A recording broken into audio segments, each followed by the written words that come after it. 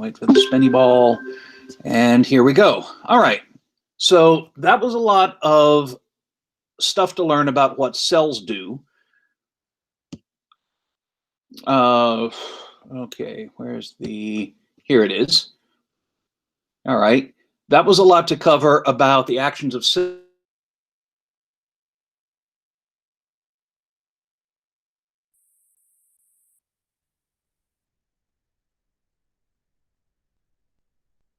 Let's see if we can put that into some kind of context.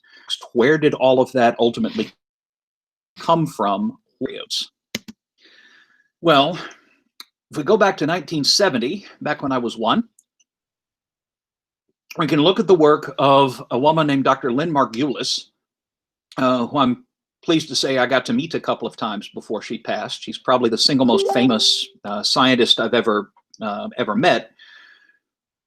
And in 1970, she published a book called Origin of Eukaryotic Cells.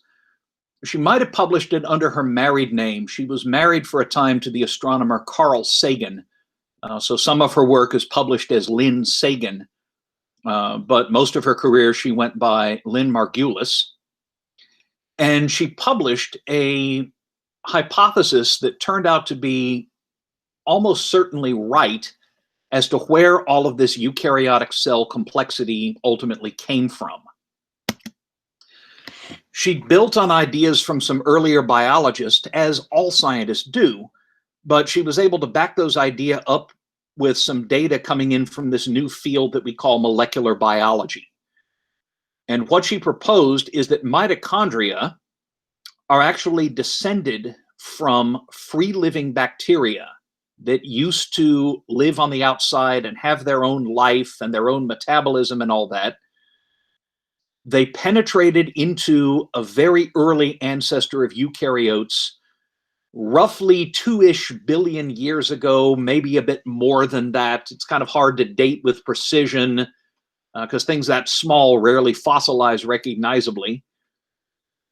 They would have taken up residence inside this early eukaryote and developed a mutualistic symbiosis with the host. What do I mean by that? Symbiosis means living together. That's literally what it means in Greek. Mutualism is a type of symbiosis where both partners benefit. So in a mutualistic symbiosis, you have 2 species, sometimes more, but let's keep it simple, 2 species living together in very close association. And in mutualism specifically, each depends on the other. So the idea is that mitochondria used to be independent. They penetrated early ancestors of eukaryotic cells. There's various scenarios as to how that could have happened. They took up residence there and they developed a mutualistic symbiosis with the host.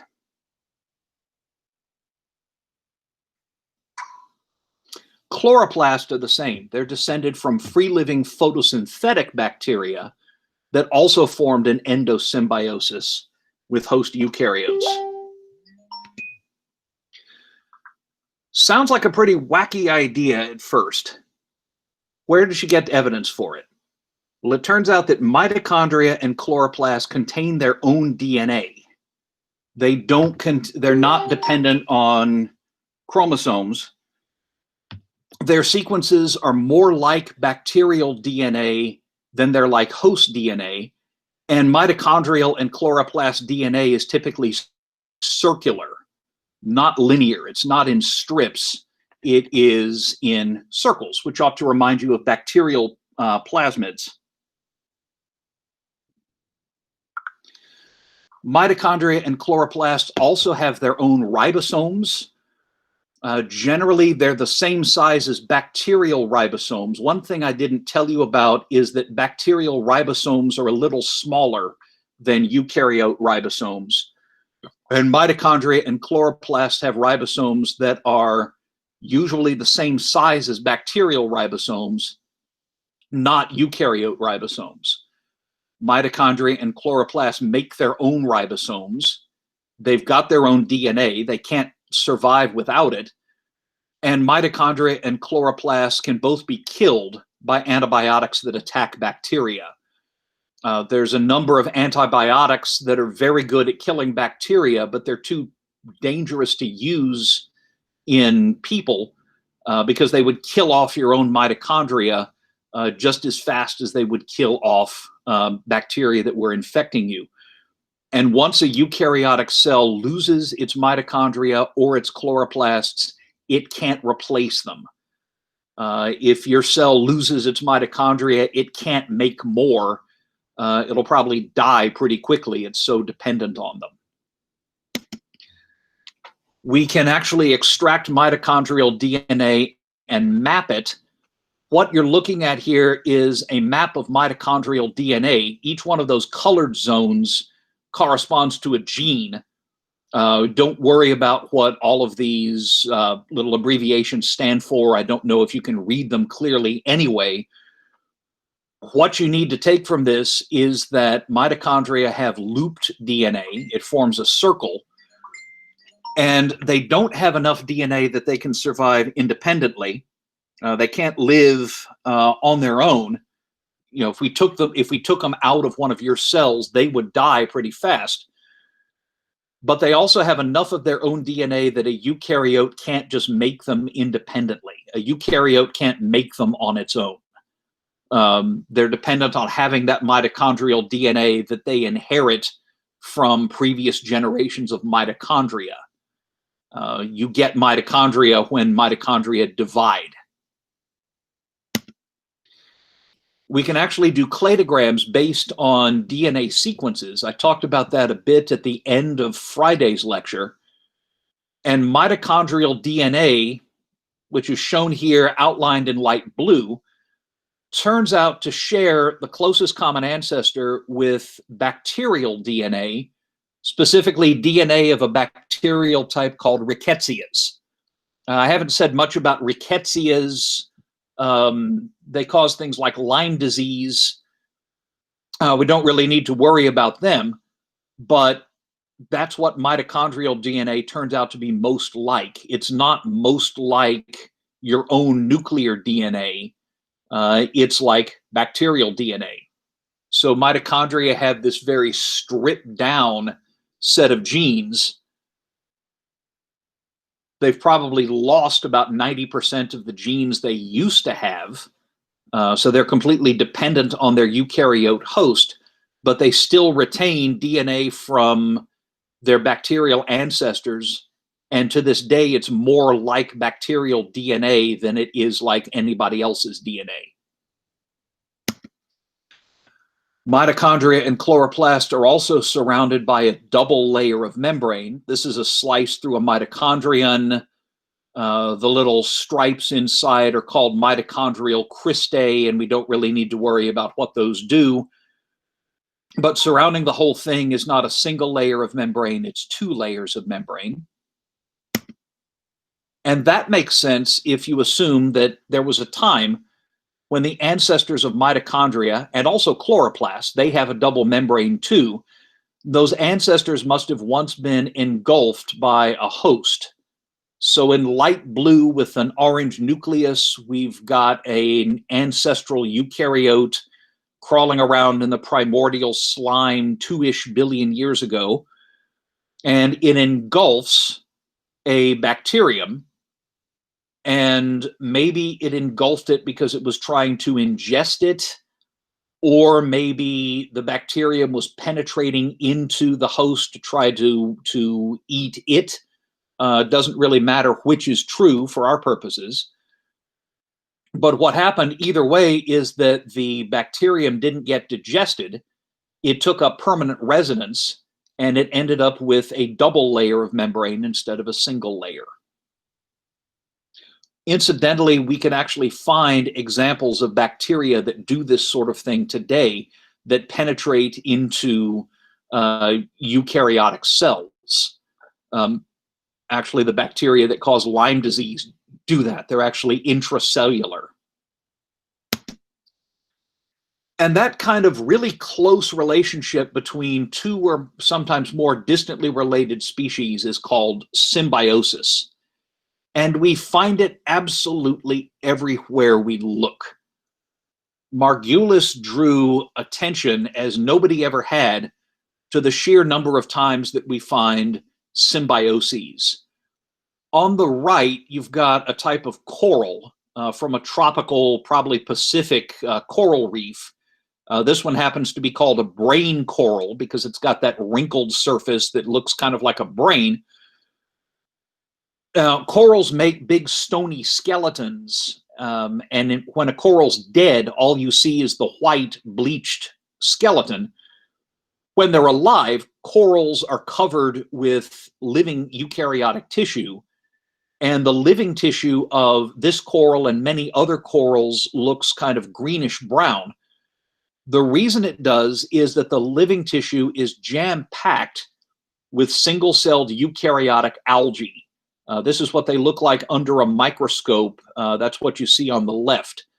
That's some coral tissue, and embedded in it, you have these greenish-brown round circles. Those are single eukaryotes that live inside the coral tissue. They do photosynthesis. They get a place to live, but the coral gets to harvest them for its own food. In fact, there are some corals that are so dependent on single-celled algae living inside them that the corals themselves no longer feed. That's symbiosis. And if the coral gets stressed through rising temperatures or something like that, the coral can actually eject those single-celled algae, but that means the coral is likely to die. The coral is so dependent on the algae living inside it. That's symbiosis for you. If you want an example a lot closer to home, your gut is loaded with bacteria. You've got more bacteria living inside your large intestine than there are human beings on the planet.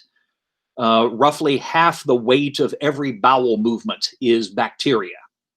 I'm sure you really, really wanted to know that fact to impress people with. And you would not be healthy without them. Without gut bacteria, you'd be prone to attack from disease-causing bacteria, causing intestinal infections.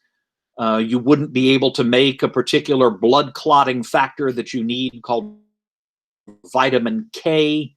That's actually made by your bacteria. You would actually not live very well, and you probably would not live very long. You have a symbiosis between yourself, or what you think of as yourself, and trillions of bacteria living in your intestines.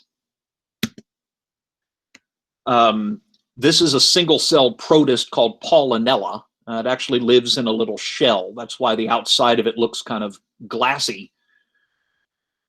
And inside that cell, there's a thing that looks like a green horseshoe or a green squiggle.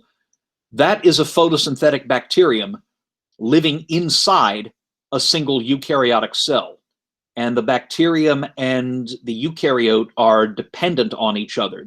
One can't live without the other.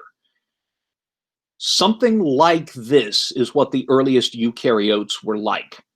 Still with symbiotic bacteria living inside their cells and gradually becoming so dependent on these symbiotic bacteria that neither one can now survive without the other. And we treat these things as if they were just organelles within a cell, when what they used to be is separate individuals. And you find this all freaking over the living world. And this is one of the reasons why I don't like people using the phrase survival of the fittest, because too many people have the idea that biological evolution is about survival of the meanest, survival of the most ruthless and savage competitor, the most savage shark tearing apart its rivals on the coral reef or whatever they're showing on Shark Week this week. Apparently Mike Tyson is going to fight one. I'm no offense to Mike Tyson, but being a biologist who happens to like life, I am actually kind of rooting for the shark, although I hope nobody gets hurt too badly. Anyway, the reason why that view of survival of the fittest as survival of the meanest and the cruelest, one of the reasons why that's wrong is that symbiotic relationships like this are absolutely everywhere, probably much more common than the kind of competition and, struggle for existence that you see. Probably much more frequent than that, if you could see all of the data that there is, would be examples of symbiosis, would be organisms cooperating with each other for mutual benefit. Not because organisms are intrinsically nice, but because very, very often the way you win the struggle for existence is not through competition, it's through cooperation. Businesses may compete with each other, and yet they cut deals and, merge and make arrangements and do mutually beneficial agreements all the time. A business that wanted nothing but to destroy all other businesses would probably not actually work that well. So just like businesses can make strategic alliances, living things make strategic alliances all the time. And the biggest result of that is eukaryotic cells. We would not have eukaryotes. We wouldn't even exist if it hadn't been for very distant ancestral eukaryotes picking up bacteria and forming a symbiosis with them, with the bacteria living inside the eukaryote. As the cartoonist Larry Gonick once said, I never know if I'm taking my mitochondria for a walk or vice versa. And that type of symbiosis is mutualism, in which each partner depends on the other. And this is very common in ecology, which is the last major topic we're going to cover in this class. Here you've got a bee sipping nectar from a flower. The honeybee feeds on nectar, and honeybees also feed on pollen. Pollen, if you recall, are the little grains that contain flowering plant sperm. The honeybee gets the benefit of feeding on nectar. In fact, she'll feed on all she can and take the rest back to her hive, and there the nectar will form honey. Honey is basically bees collecting lots and lots of flower nectar. The honeybee will also eat most of the pollen, but as she goes, she'll transfer pollen from one flower to another. That's what enables the plants to produce seeds and fruits. Plants can't walk around. Plants can't walk down to the nearest bar in the hopes of finding a mate for the evening. Plants rely on ways of getting their pollen from one flower to another, because the plants can't just walk over and deposit it themselves. There are some plants that rely on wind to get pollen from one plant to another. You know this if you've ever parked a car outdoors in April in Arkansas. It gets lots of pollen. But many plants rely on animals to pick up pollen from one flower and transport it to another. And so the plant benefits from having the honeybees flying around delivering pollen. The bee benefits because the bee eats some of the pollen and also gets the benefit of the nectar. Both partners benefit. It's a win-win situation. It's mutualism. And bees, by the way, are not the only pollinators. There's many plants mostly in the tropics, some in the southwest deserts, that are pollinated by bats. This is a tropical bat called a fruit bat, chowing down on a flower, but his face is completely covered with pollen, and he'll transfer that to the next flower that he visits. Mangoes, guavas, agave, without which there would be no tequila, and the orchids that produce vanilla beans. Those are bat pollinated. There are other plants that are pollinated by hummingbirds, butterflies, moths, There are even plants that are pollinated by flies. They tend to have dark red flowers that stink like rotten meat. You would not want to give a fly-pollinated flower to your significant other unless you were deliberately trying to break up. But they do. There are fly-pollinated plants out there. And that's, again, mutualism. Both partners benefit. The pollinator gets a meal. The plant gets to reproduce.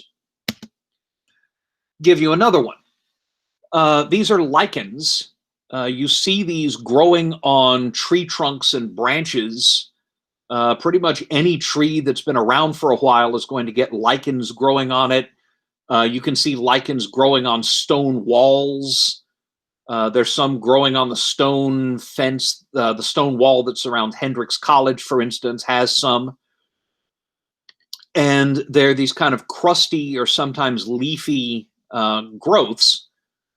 They might look a little like plants, but they're actually not. What a lichen is a fungus and an alga, a photosynthetic single-celled protist, growing together, making a structure that neither one could make on its own. The fungus gets nutrition from the algae because they do photosynthesis.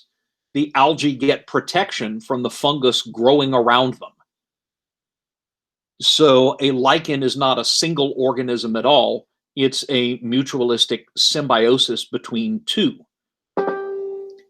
Cool fact of the day, the person who discovered this was a great artist and also a great scientist. She made some terrific illustrations showing how lichens and fungi grew together. She lived in the 19th century. This would have been about 1870, if memory serves. And she tried to publish her observations in a scientific journal of the time, and unfortunately and clearly unfit for doing science. So her contribution was not recognized at the time. What she did was did not go public. She wasn't allowed to spread it around to the scientific community. What she ended up doing instead of science was illustrating children's books. Her name, by the way, was Beatrix Potter. And I'm not sure if you've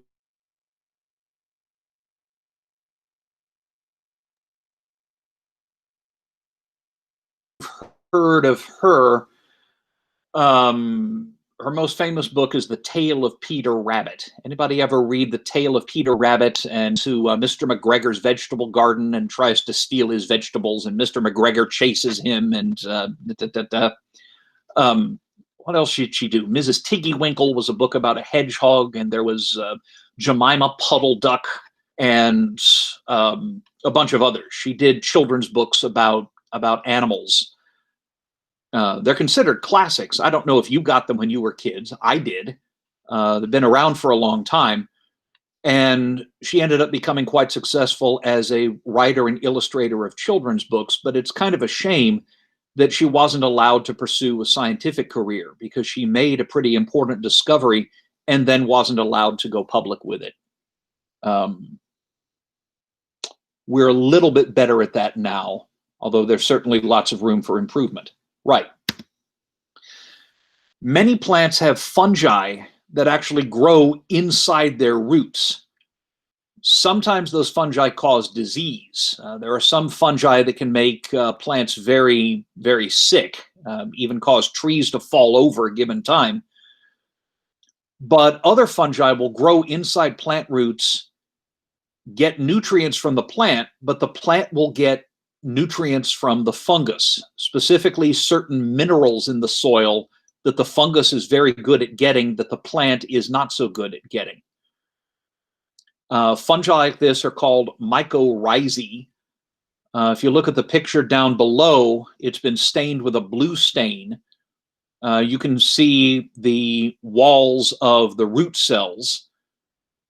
And then staining darker blue, you can see hyphae, and you can see little round bubbles. They're called vesicles.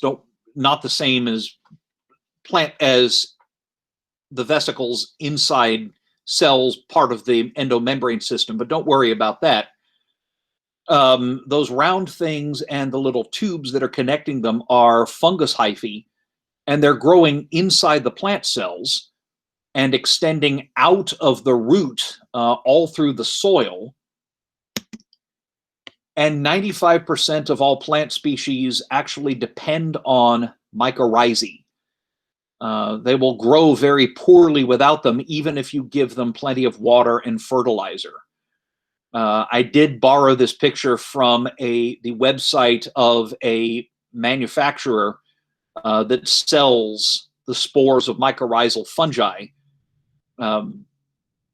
So there's maybe a little, it's part of an ad. But as far as I know, I've actually seen mycorrhizae do this when I used to garden a lot more than I do now. If you add mycorrhizae, it makes your plants much healthier. If you're growing plants in ordinary soil, that probably has lots of fungus spores inside it already. But if you are growing potted plants, you can improve their growth quite a bit if you add mycorrhizal spores. And you can buy mycorrhizal spores to add to your potted plants. So that's another example of mutualistic symbiosis. Most plants would not grow nearly as well without fungi living inside the roots and enabling those plants to take up nutrients. And you can even buy this stuff and see it for yourself. I can't remember where I used to buy mine. I want to say the garden section of Lowe's would have them some of the time. I forget, but you can find these stores in Conway or, of course, on Amazon because everything's there. Right. That's one type of symbiosis, mutualism. There's a second type called parasitism. This is ears of corn, of course, that have been infected with another fungus, a fungus called Eustaligo-Mides, a type of smut fungus. In Mexican Spanish, this is called huitlacoche. And the corn is slowly getting devoured by the fungus hyphae growing through the corn, growing through the kernels, absorbing all of those nutrients and using it for itself. This is parasitism. The fungus is benefiting, the corn is being harmed. The corn is not going to be able to produce seeds, or certainly not nearly as many, because of the growth of this parasitic fungus. So in mutualism, both partners benefit. In parasitism, one benefits and the other is harmed. Incidentally, huitlacoche is actually edible, and I've had it before. It's quite delicious. You can get, tacos and quesadillas and things like that made with huitlacoche. It looks a little bit scary, but it's quite tasty. And in fact, there are farmers that will deliberately infect their corn with huitlacoche spores and then harvest the huitlacoche fruiting bodies right there. But certainly from the corn's point of view, huitlacoche is a parasite. And the same would be true for fungi that infect people, like the ones that cause athlete's foot and ringworm and things like that. Brace yourself for the next slide.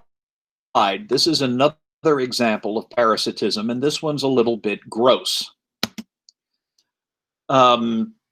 That dish is holding a very large number of giant intestinal roundworms in the genus Ascaris.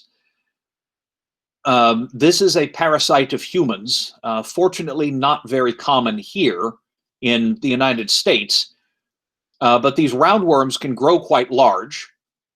They take nutrition from the human host, so if you have these roundworms living in your intestines, you don't gain weight from the food that you eat.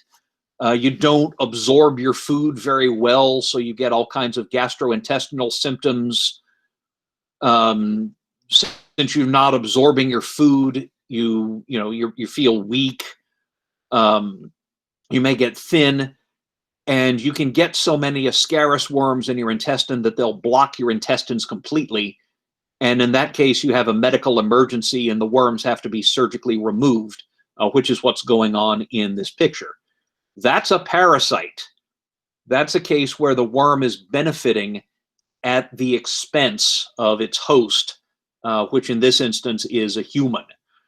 You might know heartworms in dogs, tapeworms in,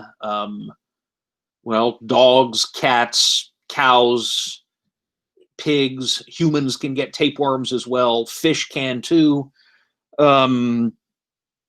There are other types of worms that, like sheep liver flukes. You might know, this is Arkansas. Ticks and fleas are also examples of parasites, organisms where they benefit and they're dependent on a host and the host is harmed, are parasites. The third option is commensalism. And in commensalism, one partner benefits, the other partner is pretty much neutral, neither helped nor harmed. It may be very hard to establish that one partner is absolutely not affected in any way, but if it's not significant, we'd call it commensalism. So down there, you've got cattle egrets. I don't think they're native to North America, but we have them here. You can see them in, cattle pastures around here. They're hanging around cows because as the cows walk and graze, they kick up insects, and the cattle egrets eat the insects. The cows do not particularly benefit from this, but the cows don't get hurt by the egrets being there. The egrets benefit from the cows. The cows are neither particularly helped nor harmed, and we'd call that a commensal relationship. This would be commensalism. Okay, I tell you what, that is actually I'm pausing a little bit early, but I've got a text from my wife. I've got a honeydew that I need to do. So go ahead and take 15. The second lecture is going to run a bit short. The third one is going to run the full length of time.